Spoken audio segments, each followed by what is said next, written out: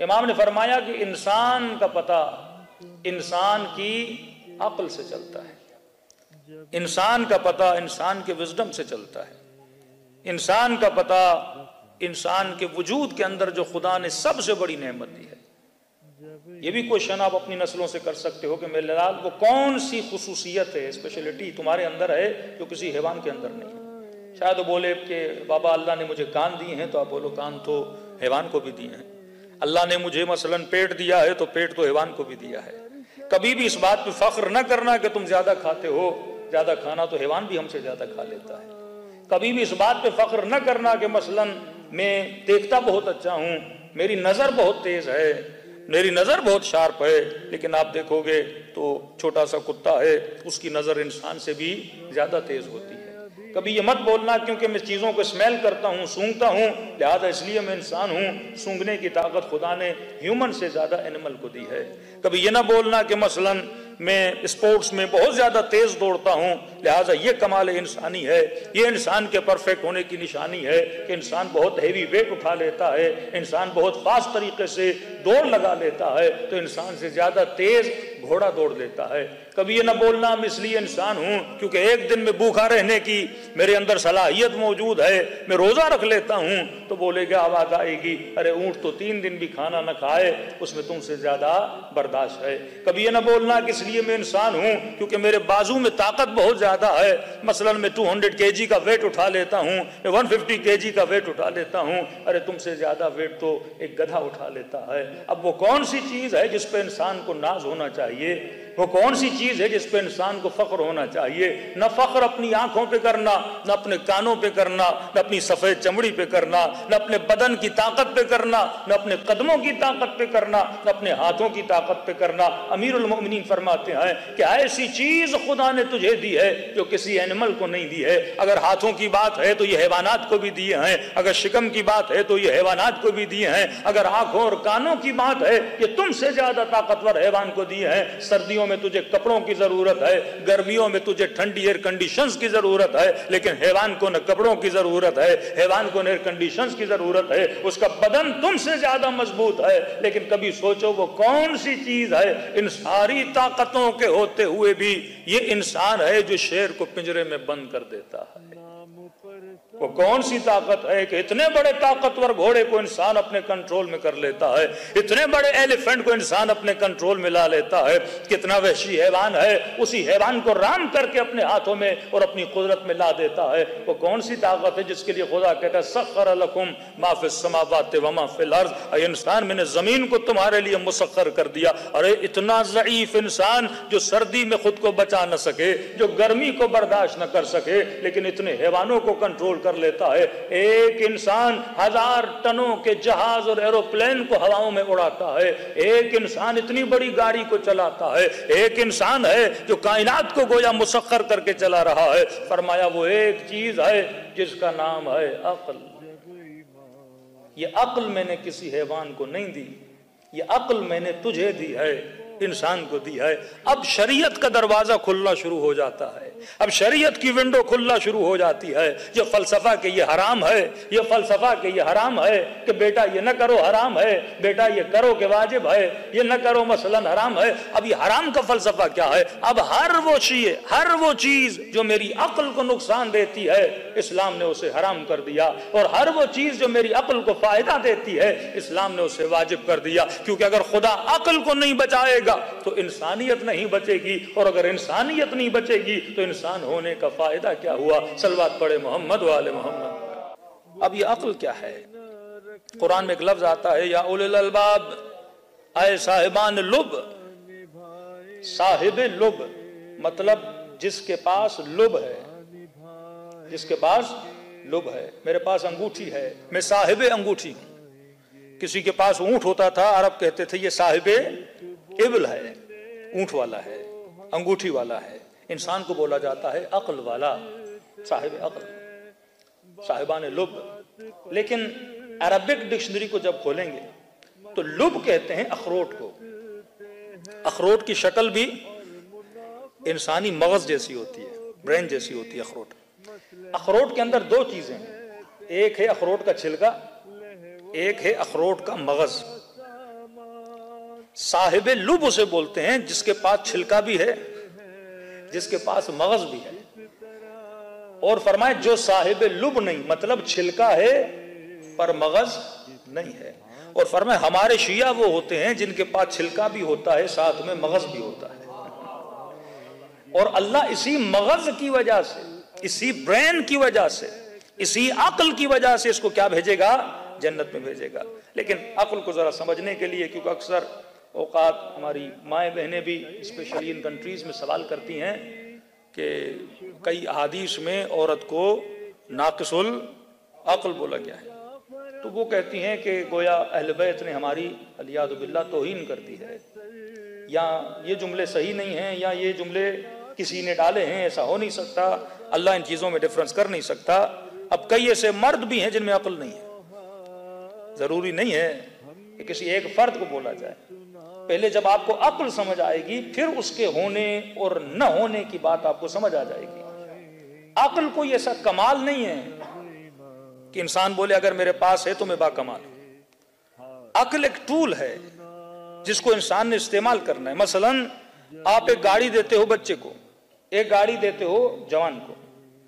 گاڑی جو بچے کو دیتے ہو، مثلا کوئی ٹین ایجر بچہ ہے، اس کے لیے کوئی گاڑی بنائی جائے تاکہ وہ سیکھے. اس کی گاڑی کی سپیڈ مثلا آپ رکھو گے 40 تک، کہ اس سے زیادہ یہ بچہ گاڑی چلا نہ سکے. لیکن جو بڑا بندہ گاڑی چلائے گا اس کی سپیڈ میں بھی 120 140، اب یو کے میں تو 70 سے اوپر بھی چلانا بڑی بات ہے، تو آپ اس کی سپیڈ کی لمٹ اتنی رکھو گے. اب یہ نہیں کہ اگر بچے کو میں نے 40 سپیڈ والی گاڑی دی ہے تو میں گویا بچے کی انسلٹ کر رہا ہوں، ایسا نہیں ہے. کیونکہ اس کی شاید طاقت ہی اتنی ہے کہ وہ گاڑی اتنی چلا پائے. آپ کے جسم کی طاقت زیادہ ہے، کسی کے جسم کی طاقت کم ہے. بچہ ہے وہ شاید 1 kg اٹھا پائے، جوان ہو جائے گا تو 10 kg اٹھا لے گا، اور مضبوط ہوگا، کوئی باڈی بلڈر ہوگا وہ 70 kg اٹھائے گا. اس میں کوئی انسلٹ نہیں ہے کہ اگر کوئی 1 kg اٹھا رہا ہے دوسرا 10 kg اٹھا رہا ہے. ہر بندہ اپنی باڈی کے پاور کے اکارڈنگ ویٹ کو کیا کر رہا ہے؟ اٹھا رہا ہے. اور اللہ نے اختیار دیا ہے، اختیار عام دیا ہے کہ اگر تم چاہو تو اپنی عقل کی پاور کو بڑھا سکتے ہو. وہ مرد بھی بڑھا سکتا ہے، وہ عورت بھی بڑھا سکتا ہے. لیکن جب ہم پیدا ہوتے ہیں تو بائی نیچر خدا اس عقل کو ایک مخصوص حد تک تقسیم کرتا ہے، اس کی بھی ایک معنی ہے. لیکن پہلے عقل کو سمجھیے کہ عقل کیا ہے، پھر امیر المؤمنین کی بات سمجھ میں آئے گی کہ ہمارے شیعہ اسی لیے شیعہ ہیں کیونکہ با عقل ہوتے ہیں. فرمایا شیعہ کبھی بے عقل نہیں ہوتا. اس کا ریزن بھی امیر المومنین نے بتایا اور آپ کو سن کے آپ کو وجود محسوس ہو جائے گا. لیکن پہلے عقل کو سمجھیے کہ عقل کیا ہے. جب بھی آپ سعودی عرب جاتے ہیں یا کسی بھی عرب کنٹری میں جاتے ہیں تو دیکھتے ہیں کہ عربوں نے اپنے سر پہ ایک چفیہ بولتے ہیں، ایک کپڑا ڈالا ہوتا ہے اور اس کے اوپر ایک بلیک، ہمارے لوگ مذاق اڑاتے ہیں، ٹائر ٹائپ کوئی رنگ ٹائپ کوئی چیز ڈالی ہوتی ہے جس کو عرب بولتے ہیں اقال. کیا بولتے ہیں؟ اقال بولتے ہیں. آج بھی عرب یہ ڈالتے ہیں. یہ عرب کا کلچر تھا، یہ عرب کی رسم تھی. یہ کب سے ڈلا؟ فرمایا اس زمانے سے، کیونکہ آج آپ کی سواری گاڑی ہے، آپ سب کے جیب میں آپ کی گاڑی کی کیز موجود ہیں، چابیاں موجود ہیں. ہے اس ہال میں کوئی ایسا بندہ جس کے جیب میں کی نہ ہو، یا آپ کسی اور کی گاڑی پہ آئے ہو تو چابی نہیں ہوگی، لیکن اگر آپ اپنی گاڑی پر آئے ہو تو آپ کے پاس چابی ہوگی. تو عربوں کی اس زمانے میں جو گاڑی کی چابی تھی وہ یہ سر پہ رکھا ہوا اقال تھا. عرب کہیں بھی جاتے تھے ساتھ میں اونٹ ہوتا تھا. اب نماز پڑھنے کا وقت ہوا، قضاء حاجت کا وقت ہوا، کسی جگہ سے کسی چیز کو شاپنگ کرنے کا وقت ہوا، اب اونٹ اگر کھڑا رہتا تو اونٹ بھاگ جاتا. لہذا عرب اپنے سر سے یہ رسی اتارتے اور اونٹ کے گھٹنے پہ اس رسی کو باندھ دیتے، اور اس کی وجہ سے اس کا نام پڑا اقال. کیونکہ عربی میں کسی بھی چیز کو گرہ لگانا، باندھنے کو کیا بولا جاتا ہے؟ اقال بولا جاتا ہے. اور عقل اقال سے نکلا ہے. اقال کا مطلب یہ ہے کہ جو بندہ چیزوں کو باندھنا جانے وہ بندہ عقل مند ہے. جو بندہ چیزوں کو باندھنا جانے. اب ایک وجود میں شہوت زیادہ ہے، اگر یہ شہوت کو باندھنا جانتا ہے تو یہ عقل مند ہے. انسان کو غصہ آتا ہے، اگر یہ غصے کو باندھنا جانتا ہے، اگر اپنے اینگر کو باندھنا جانتا ہے تو یہ انسان عقل مند ہے. انسان کے وجود میں جیلسی ہے، انسان کے وجود میں لالچ ہے، کہیں پہ غیبت اور گوسپ کرنا چاہتا ہے، لیکن اگر یہ اس کو باندھ لیتا ہے، اپنے جذبات کو باندھنا جانتا ہے، اپنی شہوت کو باندھنا جانتا ہے، اپنی لالچ کو ماننا چاہتا ہے تو یہ عقل مند ہے. اب ایک انسان ہے وجود وجود بائی نیچر انسان کو غصہ آتا ہے. اگر کوئی آپ کی انسلٹ کرے تو آپ کو غصہ آئے گا, اگر آپ کی سیلف اسٹیم ہرٹ ہو تو آپ کو غصہ آئے گا. ایک مرتبہ ماں نے تھپڑ مار دیا یا باپ نے غصے میں کچھ بول دیا, اب یہ جوان بیٹا ہے 15 کا ہے 16 کا ہے تو اس کو غصہ آتا ہے اور غصے کی بنیاد پہ یہ ریئیکشن دکھانا چاہتا ہے. اب جیسے ریئیکشن پہ آتا ہے اس کے ذہن میں ایک بات آتی ہے کہ وَلَا تَقُولُ لَهُمَا اُفٍّ, یہ دیکھو کہ تو کس پر غصہ کر رہا ہے. اب یہاں پہ اگر اپنے غصے کو باندھ لیتا ہے تو انسان ہے, اگر غصے کو آزاد کرتا ہے تو یہ حیوان سے بدتر ہے. انسان کے وجود میں شہوت ہے. اب شہوت میں نے کہاں پوری کرنی ہے؟ شہوت ہے وجود میں, روڈ پہ چل رہا ہے کسی پہ نگاہ پڑی. اب دیکھیے حیوانوں میں ایک عقل نہیں ہوتی. کہیں پہ کوئی ڈاگ کوئی کتا جا کے دیکھو گے, کوئی پاکستان میں تو گدھے بہت زیادہ ہیں اور گدھے نما بھی بہت زیادہ ہیں, اور وہاں پہ آپ دیکھو گے تو گدھے پہ فرق نہیں پڑتا. جب اس نے اپنے وجود کی شہوت کو پورا کرنا ہوتا ہے, جہاں دل آیا پورا کر دیتا ہے.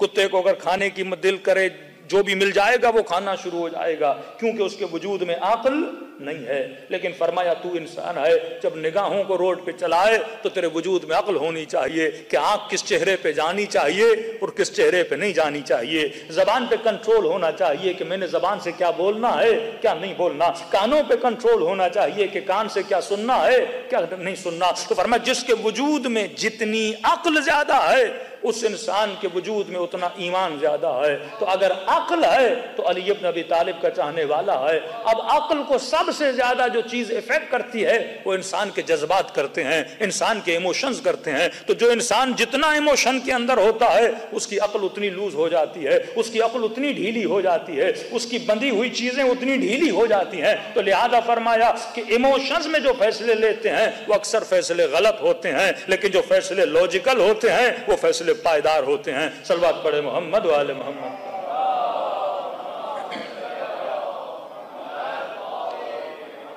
اب چھوٹی سی نشانی امیر المؤمنین نے جو بتائی عقل کی, اس کی طرف بڑھوں. فرمایا میرے شیعہ سب سے زیادہ عقل مند ہیں. امیر المؤمنین کوئی ایسی سائن, کوئی ایسا نشانی تو بتائیے کہ اگر ہم سے کوئی 4 برادر غیر شیعہ ملیں تو ہم بولیں کہ بھائی شیعہ عقل مند ہوتے ہیں اس نشانی کی بنیاد پہ. کیونکہ عقل کے کوئی سینگ نہیں ہوتے, عقل کی کوئی نشانی نہیں ہے کہ ماتھے پہ لکھا ہو کہ یہ بندہ عقل مند ہے, کہ جناب نے داڑھی رکھی عقل مند ہے, جناب کے سر پہ امامہ ہے عقل مند ہے, یا جناب کی آنکھیں بڑی ہیں عقل مند ہے, یا جناب بڑا باکسر ہے اور ہاتھ مضبوط ہیں تو عقل مند ہے. کہ عقل کی نشانی ان چیزوں پہ نہیں ہے. عقل کی نشانی کس چیز پر ہے؟ امام نے فرمایا عقل مند کا پتہ عقل مند کی سلیکشن سے چلتا ہے. عقل مند کا پتہ عقل مند کی سلیکشن سے چلتا ہے. کہا اس کی سلیکشن بتاتی ہے کہ بندہ کتنا عقل مند ہے. اور پھر مسکرا کر کہا کہ علی ابن ابی طالب شیعہ عقل مند کیوں ہیں؟ کہ کیونکہ شیعوں نے نبی کے بعد علی کو چنا.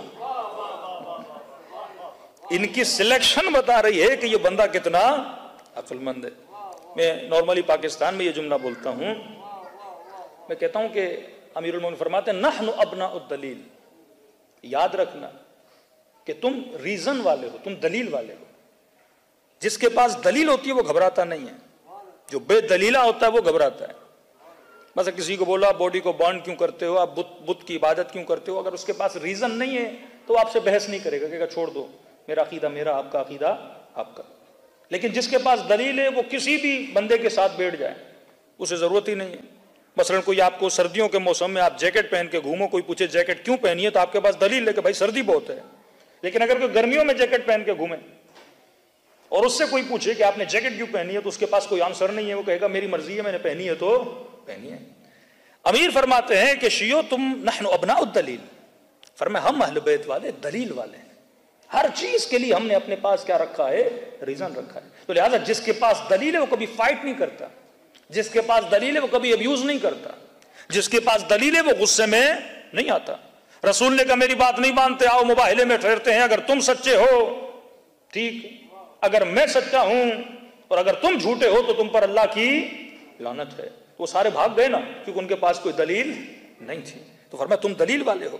تو میں کہتا ہوں اگر کوئی آپ کو بولے نا امیر المؤمنین علی ابن ابی طالب کو اپنا پہلا امام نہ مانو, دا فرسٹ خلیفہ آف پیغمبر نہ مانو.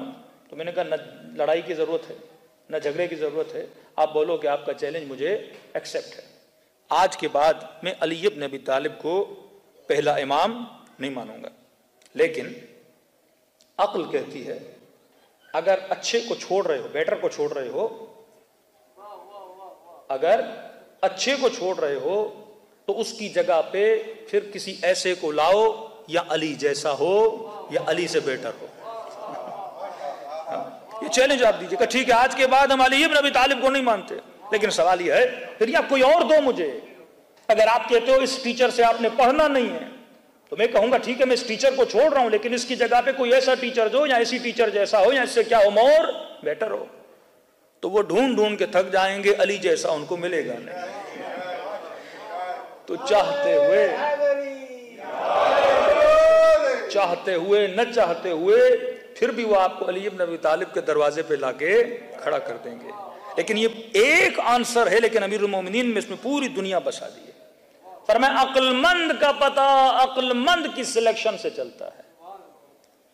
اگر اس نے علی کو سلیکٹ کیا ہے تو اس کا مطلب یہ عقل مند ہے, کیونکہ علم میں سب سے زیادہ, شجاعت میں سب سے زیادہ, حسب میں بہتر, نسب میں بہتر, سچائی میں بہتر, یعنی کیریکٹر امیر المؤمنین کا اس زمانے میں سب سے اعلیٰ ترین کیریکٹر ہے.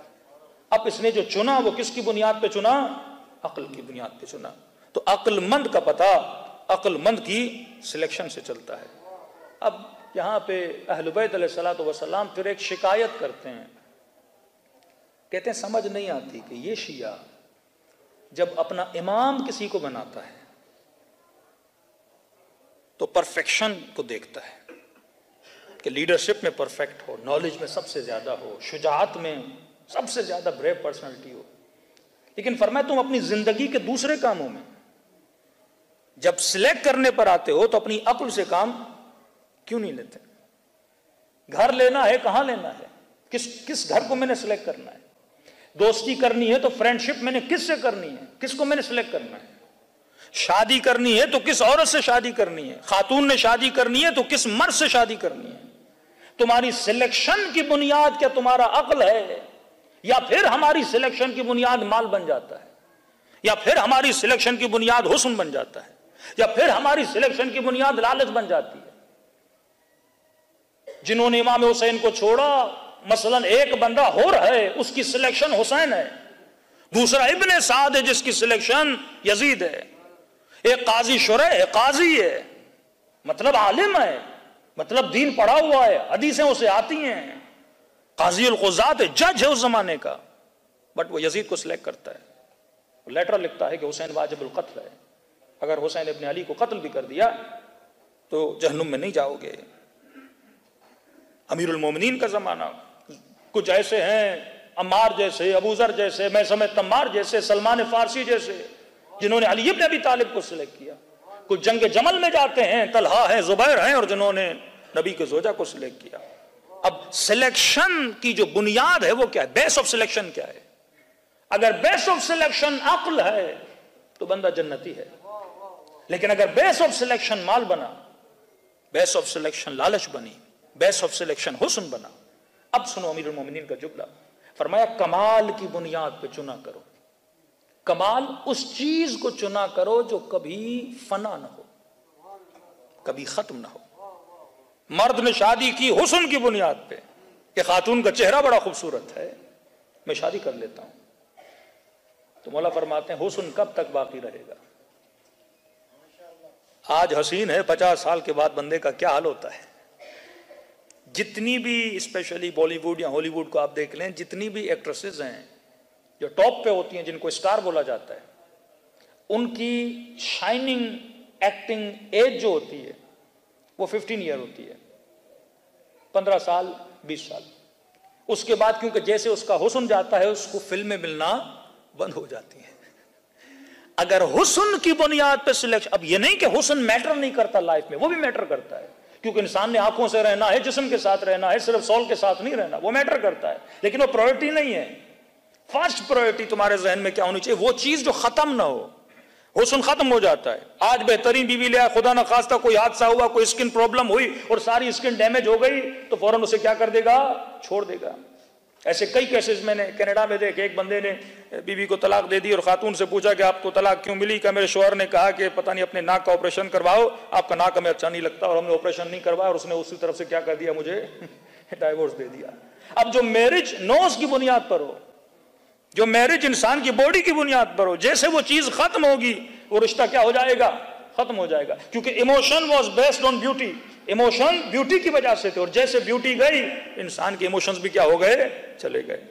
لیکن فرسٹ پرائورٹی اگر کیریکٹر کو رکھا جائے، اچھا کیریکٹر کبھی نہیں جاتا، کیریکٹر کو بقا ہے۔